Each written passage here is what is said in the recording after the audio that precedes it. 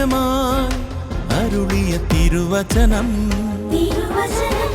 നിത്യസത്യമായി അരുളിയ ദിവ്യവചനം, ശാന്തിയായി ദീപമായി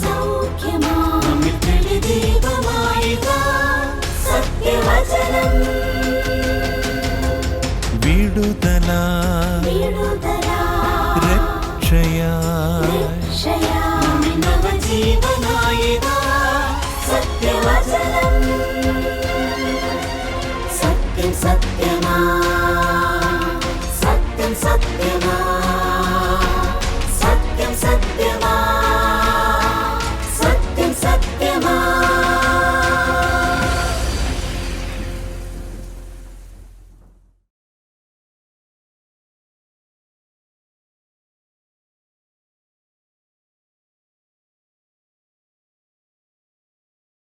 ദൈവത്തിൻ്റെ സത്യസുവിശേഷം ദൈവം നമ്മളെ ഫലമേൽപ്പിച്ചിരിക്കുന്നു എന്നുള്ളത് എത്ര അത്യുന്നതമായുള്ളൊരു പദവിയാണ്. ദൂതന്മാർക്ക് പോലും കൊടുക്കാത്ത ആ പദവി ദൈവം നമുക്ക് തന്നിരിക്കുന്നു. ഈ ലോകത്തിന് ഏറ്റവും ആവശ്യം സുവിശേഷമാണ് നമുക്കറിയാം. കഴിഞ്ഞ 7 വർഷമായി സത്യസത്യം എന്ന പ്രോഗ്രാമിനെ ദൈവം ആ കാര്യത്തിൽ സഹായിച്ചു എന്നോർത്ത് ഞാൻ ദൈവത്തെ സ്തുതിക്കുന്നു. ഇതിന് മുമ്പിൽ നിന്ന് പ്രവർത്തിക്കുന്ന ചാർലി സഹോദരനുണ്ടായ വല്ലാത്ത രോഗത്തിൽ ഈ പ്രോഗ്രാം കീഴോട്ട് പോകാതെ മുമ്പോട്ട് തന്നെ പോകുവാനുള്ള ദൈവം കരുണ ചെയ്തോർത്ത് ദൈവത്തിന് നന്ദിയോടെ സ്തോത്രം. സഹോദരന് കൊടുത്ത സൗഖ്യത്തിനായി നന്ദിയോടെ ദൈവത്തിന് നിങ്ങളോടൊപ്പം ഞാനും സ്തോത്രം ചെയ്യുന്നു. അതിൽ വളരെ സന്തോഷിക്കുന്നു. ഈ പുതിയ വർഷവും സുവിശേഷം അറിയിക്കുവാനുള്ളൊരു സമർപ്പണം എനിക്ക് നിങ്ങൾക്ക് ഉണ്ടാകട്ടെ എന്ന് ഞാൻ ആശംസിക്കുന്നു. അപ്പോസ്തലനായ പൗലോസ് സുവിശേഷത്തെ പറ്റി പറഞ്ഞ ചില കാര്യങ്ങൾ ചില മിനിറ്റുകൾ കൊണ്ട് പറയാൻ ഞാൻ ആഗ്രഹിക്കുന്നു. റോമർക്കെഴുതിയ ലേഖനം 1-ാം അധ്യായം 13 മുതൽ 16 വരെയുള്ള വാക്യങ്ങൾ.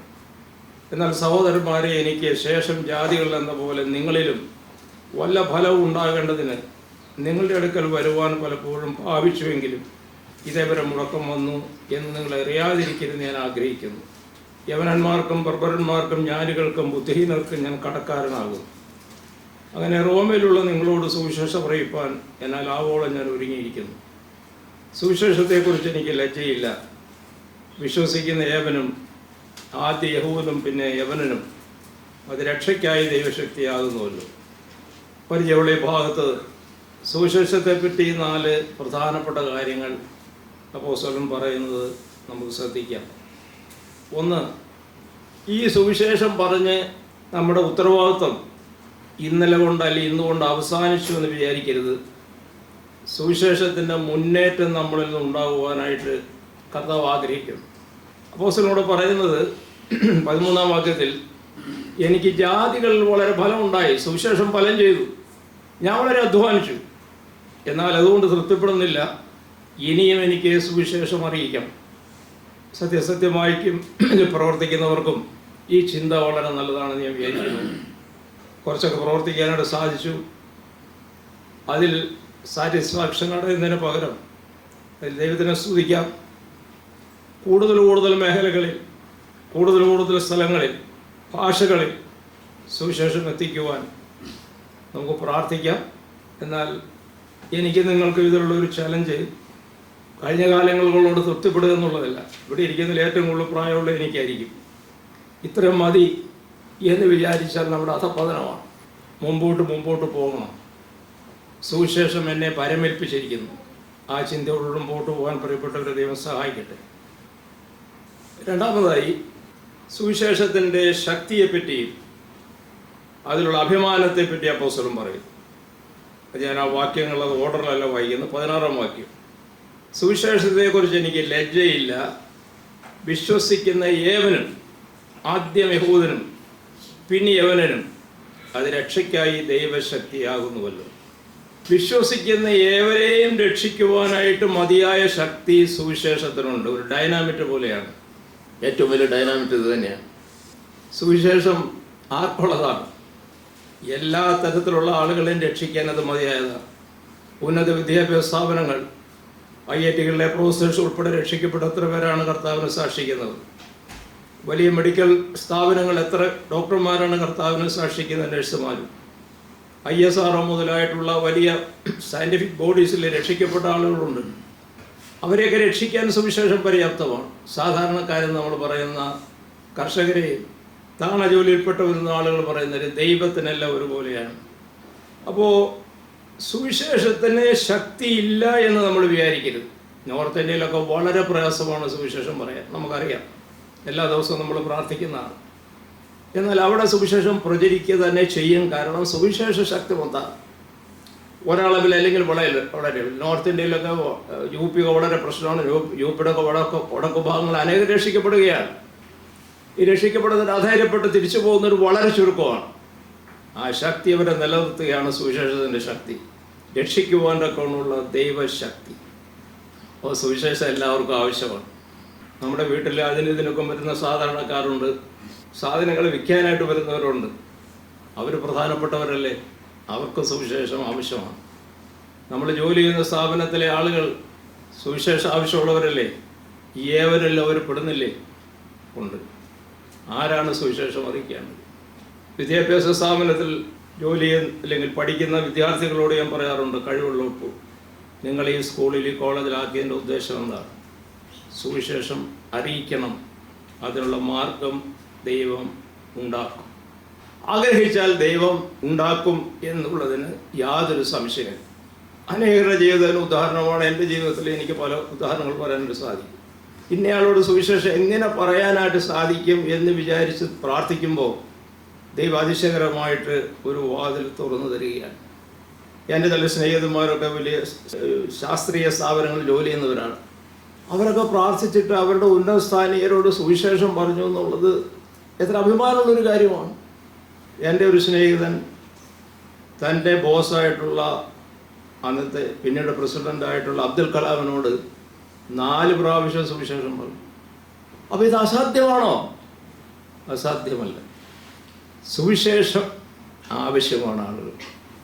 ഇതാരാണ് പറയേണ്ടത്? ദൂതന്മാരോട് പറഞ്ഞാൽ അവർ സന്തോഷമായിട്ട് ചെന്ന് പറഞ്ഞു, ഒരാഴ്ച കൊണ്ട് വേണേൽ സുവിശേഷം പ്രചരണം. നമ്മളെയാണ് ഏൽപ്പിച്ചത്. അവസാന കാലങ്ങളിൽ കർത്താവ് ഇവിടെ ഭരിക്കാൻ വരുന്നതിന് കുറച്ച് മുമ്പ് 4 ദൂതന്മാരോട് സുവിശേഷം അറിയിക്കാൻ പറഞ്ഞിട്ടുണ്ട്. അതല്ലാതെ ആരോടും പറഞ്ഞിട്ടില്ല. നമ്മളെയാണ് ഏൽപ്പിച്ചത്. നമ്മളറിയിച്ചില്ല, വേറെ ആരും അറിയാനായിട്ടില്ല. ഒരു സഹോദരൻ പറഞ്ഞൊരു വാക്ക് എന്നെ പലപ്പോഴും ഭാരപ്പെടുത്താറുണ്ട്. സുവിശേഷം പറയുന്ന ഒരു സഹോദരനാണ്. ജോയി, നമ്മൾ സ്വർഗത്തിലിരിക്കുമ്പോൾ നരകത്തിലൂടെ പോകുന്നവരുമായിട്ട് സംവാദിക്കാൻ ഒരു അവസരം ഉണ്ടായാൽ നരകത്തിൽ പോകുന്ന നമ്മുടെ ഫ്രണ്ട്സ് ഒരിക്കലും നമ്മളെ നോക്കി പറയരുത്, നീ ഇത് പറഞ്ഞില്ലല്ലോ, നീ പറഞ്ഞില്ലെങ്കിലും ഗൗരവമായിട്ട് പറഞ്ഞില്ലല്ലോ എന്ന് പറയരുതെന്ന് അദ്ദേഹം പറഞ്ഞതിൻ്റെ മനസ്സിലതിപ്പോഴുണ്ട്. ഞാനിതിൽ പൂർണ്ണനല്ല, പക്ഷേ ഈ വാക്യം എന്നെ ചലഞ്ച് ചെയ്യുന്നു. ആ സുവിശേഷത്തെപ്പറ്റി ലജ്ജിക്കേണ്ട ആവശ്യമില്ല എന്നാണ് അപ്പോസ്തലൻ പറയുന്നത്. സ്വർഗത്തിലെ ദൈവം തൻ്റെ പുത്രൻ്റെ മരണത്തിൻ്റെ ചെലവിൽ ഈ സുവിശേഷം സൗജന്യമാക്കിയെങ്കിൽ ഈ സുവിശേഷത്തെപ്പറ്റി എന്താണ് ലജ്ജിക്കാനായിട്ടുള്ളത്? കർത്താവിനെ പറ്റി എന്താണ് ലജ്ജിക്കാനായിട്ടുള്ളത്? അഭിമാനമാണ് നമുക്ക് പറയാൻ. കർത്താവിന് അഭിമാനം. കർത്താവിന് അഭിമാനമായിട്ട് പറയുമ്പോൾ ആളുകൾക്ക് ഇഷ്ടപ്പെടില്ല, പക്ഷെ പറയേണ്ടതുപോലെ പറയണം. ആളുകൾ ഇഷ്ടപ്പെട്ടില്ലേ നമ്മൾ കർത്താവിനെക്കുറിച്ചുള്ള അഭിമാനം, സുവിശേഷത്തെക്കുറിച്ചുള്ള അഭിമാനം കാത്തു സൂക്ഷിക്കണം. എനിക്ക് സുവിശേഷത്തെക്കുറിച്ച് ലജ്ജയില്ല, കാരണം അത് ദൈവത്തിൻ്റെ ശക്തിയാണ്. ആരെ രൂപാന്തരപ്പെടുത്തുവാൻ ശക്തിയുള്ളതാണ്. പ്രാർത്ഥന അതിൻ്റെ പുറകിൽ ആവശ്യമാണ്. മൂന്നാമതായിട്ട് അപ്പോസ്തലൻ പറയുന്ന ഒരു കാര്യം 14-ാം വാക്യത്തിൽ, യവനന്മാർക്കും ബർബരന്മാർക്കും ജ്ഞാനികൾക്കും ബുദ്ധിഹീനർക്കും ഞാൻ കടക്കാരനാകും. എനിക്കൊരു കടമുണ്ട്. ഈ കടം എല്ലാവരോടുമുള്ളതാണ്. വളരെ തത്വചിന്തകരായുള്ള ആളുകളോട്, എന്നാൽ അക്ഷരാഭ്യാസം ഇല്ലാത്തവരോട്, വലിയ ജ്ഞാനികളോട്, ബുദ്ധിഹീനരോട് എനിക്കൊരു കടപ്പാടുണ്ട്. ഈ കടപ്പാട് എങ്ങനെ വിട്ടു? അപ്പോൾ സുവിശേഷം അറിയിക്കുവാൻ നമ്മളെ പ്രേരിപ്പിക്കുന്ന ഒരു പ്രധാന വസ്തുത നമ്മുടെ കടപ്പാടാണ്. എല്ലാവരോടും, ഞാൻ കാണുന്ന ആളുകളോട് ഞാൻ കടപ്പെട്ടിരിക്കുന്നു. എന്താണ്? സുവിശേഷത്തിൻ്റെ കടപ്പാട്. ലോകത്തിലുള്ള എല്ലാവരോടും സുവിശേഷം ഇപ്പോൾ നമുക്ക് ആർക്കും സാധ്യമല്ല, എന്നാൽ ആളുകളോട് നമുക്കൊരു കടപ്പാടുണ്ട്. ഒരു കടം കൊടുത്ത് തീർക്കാറുണ്ട്. എത്ര സങ്കടമല്ലേ, ദുഃഖമല്ലേ? അപ്പോൾ അത് നമ്മളെ സുവിശേഷത്തിനായിട്ട് ധൈര്യപ്പെടുത്തുന്ന ഒരു കാര്യമാണ്. വേറെ കാര്യം കൂടെ പറഞ്ഞ് ഞാൻ അവസാനിപ്പിക്കാം. 15-ാം വാക്യം. സുവിശേഷം അറിയിപ്പാൻ എൻ്റെ ആവോളം ഞാൻ ഒരുങ്ങിയിരിക്കുന്നു. ഞാൻ അതിനുവേണ്ടി തയ്യാറായിരിക്കുന്നു. അറിയിക്കേണ്ടതുപോലെ അറിയിക്കുവാൻ ഞാൻ തയ്യാറായിരിക്കുന്നു. സുവിശേഷം പ്രധാനമാണെങ്കിലും സുവിശേഷത്തെപ്പറ്റി നമുക്ക് അഭിമാനമുണ്ടെങ്കിലും കടക്കാരാണെന്ന് ബോധ്യമുണ്ടെങ്കിൽ പോലും നമുക്ക് തയ്യാറെടുപ്പില്ലെങ്കിൽ കാര്യങ്ങൾ നടക്കാനായിട്ട് പോകുന്നില്ല. ഒരുങ്ങിയിരിക്കുക എന്ന് പറഞ്ഞാൽ എപ്പോഴും റെഡി ആയിരിക്കുക എന്നുള്ളതാണ്. എന്നാൽ അതിൻ്റെ വേറൊരു വശം പറഞ്ഞ് അവസാനിപ്പിക്കാൻ ഞാൻ ആഗ്രഹിക്കുകയാണ്. പ്രിയപ്പെട്ട ശ്രീജി സവറും പറഞ്ഞ പോലെ എല്ലാവരോടും പറയേണ്ടത് ഒറ്റ സുവിശേഷമാണ്, സത്യസുവിശേഷമാണ്. ക്രിസ്തു ക്രൂശിക്കപ്പെട്ടു എന്നുള്ള സന്ദേശം. എന്നാൽ പറയേണ്ട വിധത്തിന് വളരെ വ്യത്യാസമാണ്. അപ്പോൾ അതിനുവേണ്ടി വളരെ പ്രാർത്ഥിക്കുകയും ഒരുങ്ങുകയും ചെയ്യേണ്ട ആവശ്യമാണ്. സത്യസത്യമായ പ്രോഗ്രാമിൽ അത് ഉൾപ്പെട്ടിട്ടുള്ളൊരു കാര്യമാണ്. ഓരോ തരത്തിലുള്ള ആളുകളോട് എങ്ങനെ ഇടപെടണം. അപ്പോൾ അതിലാണ് സ്റ്റുഡൻസിനോട് ഉള്ള അല്ലെങ്കിൽ ആ സുവിശേഷം എങ്ങനെ അവരെ ധരിപ്പിക്കണം, എങ്ങനെയാണ് മുമ്പോട്ട് പോകുന്നത്. നിക്കോദോസിനോട് പറഞ്ഞ അതേ രീതിയിലല്ല ശമര്യാസ്ത്രീയോട് കർത്താവ് പറഞ്ഞു.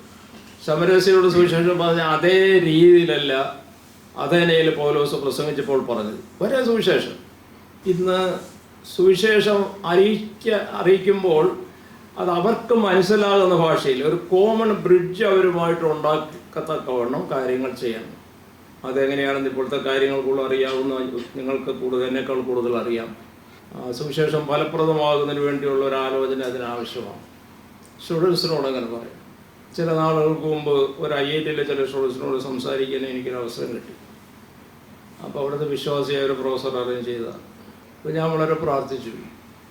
ഞാൻ ആരംഭിച്ച രീതി എങ്ങനെയാണ്, ഈ യൂണിവേഴ്സിൽ നിയമങ്ങൾ എങ്ങനെ ഉണ്ടായി, നിയമങ്ങൾ റാൻഡമല്ല, എങ്ങനെയെങ്കിലും ഉണ്ടായതാണെന്ന് ആരും പറഞ്ഞിട്ടില്ല. വ്യക്തമായ നിയമങ്ങളാണ്. നിയമങ്ങൾക്ക് തന്നെ ഉണ്ടാകാനായിട്ട് പറ്റുമോ? ഇല്ല. അതിലൂടെ സുവിശേഷം തുടങ്ങി. ഞാൻ പറഞ്ഞുകൊണ്ട് ഹൃദയമെന്നുള്ളതല്ല, പക്ഷേ പലരും ശ്രദ്ധിച്ചു അതിനെപ്പറ്റി. അതൊരു എനിക്കിപ്പോൾ അതിനുള്ള കഴിവ് കിട്ടാറില്ല, പ്രാർത്ഥിക്കാറുണ്ട്. പക്ഷേ ചില ആളുകൾക്ക് തന്നെ ഒരു പ്രത്യേക കഴിവുണ്ട്. ഏത് തരത്തിലുള്ള ആളുകളോടും ആ തുടങ്ങേണ്ട ഒരു ബ്രിഡ്ജുകൾ ഉണ്ടാക്കുക. അപ്പോൾ ഞാൻ പ്രിയപ്പെട്ട ഈ പ്രോഗ്രാമിന് വേണ്ടി പ്രാർത്ഥിക്കുമ്പോൾ ആ കാര്യം ഓർക്കുകയാണ്. 4 കാര്യങ്ങൾ ഞാൻ പറയാനായിട്ട് ശ്രമിച്ചു. ഒന്ന്, ഇപ്പോൾ ഉള്ളതുകൊണ്ട് തൃപ്തിപ്പെടേണ്ട മുന്നേറ്റം, കൂടുതൽ ജാതികളിലേക്ക് എത്തി ചെല്ലത്തക്കവണ്ണം, കൂടുതൽ ഭാഷയിലൂടെ ചെല്ലത്തക്കവണ്ണം വളരെ അറിയിച്ചു. ഇനിയും എന്നുള്ള ഒരാഗ്രഹം. 2 പറഞ്ഞത് നമ്മൾ സുവിശേഷം അറിയിക്കുന്ന വളരെ അഭിമാനം. സുവിശേഷത്തെ പറ്റി പാട്ടുകൾ ഒരു അഭിമാനം. ഇത് അഭിമാനമായി നമ്മുടെ സഭയിലൊക്കെ കൂടുതൽ പഠിപ്പിക്കണം. ആളുകളെ അതിനായിട്ട് ഉത്സാഹിപ്പിക്കണം. അവരേത് സ്ഥാനത്ത് വർക്ക് ചെയ്താലും സുവിശേഷം പറയാമെന്നുള്ളതാണ് വലിയൊരു ഉത്തരവാദിത്വം എന്നുള്ള കാര്യം ആളുകളെ, നമ്മുടെ കുഞ്ഞുങ്ങളെ മനസ്സിലാക്കണം. 3ാമത് പറഞ്ഞത് കടപ്പാടുകളെ പറ്റിയാണ്. ഇഷ്ടപ്പെട്ടാലും ഇഷ്ടപ്പെട്ടില്ലെങ്കിലും സുവിശേഷം പറയണം, കാരണം നമ്മൾ കടക്കാരാണ്. 4ാമത് അപ്പോസ്തലൻ സൂചിപ്പിക്കുന്നത് ഞാൻ തയ്യാറാണ്. ഏത് ഗ്രൂപ്പിൽ പോകാനും അവിടെ സുവിശേഷം പറയാനും ഞാൻ തയ്യാറാണ്. മുങ്ങുന്ന കപ്പൽ അദ്ദേഹം സുവിശേഷം പറഞ്ഞു. വലിയ ജ്ഞാനികളുടെ മുമ്പിൽ സുവിശേഷം പറഞ്ഞു. മതഭക്തന്മാരുടെ മുമ്പിൽ സുവിശേഷം പറഞ്ഞു. രാജാക്കന്മാരുടെ മുമ്പിൽ സുവിശേഷം പറഞ്ഞു. ഞാനതിനെ ഒരുങ്ങിയിരിക്കുന്നു. ആ ഒരുക്കം നമ്മുടെ ഹൃദയങ്ങളിൽ ഉണ്ടായിരിക്കട്ടെ. ഈ പുതിയ വർഷം നമ്മളെല്ലാവരും ഉത്സാഹത്തോടുകൂടെ സുവിശേഷം പറയാനായിട്ട് ഇടയാകട്ടെ.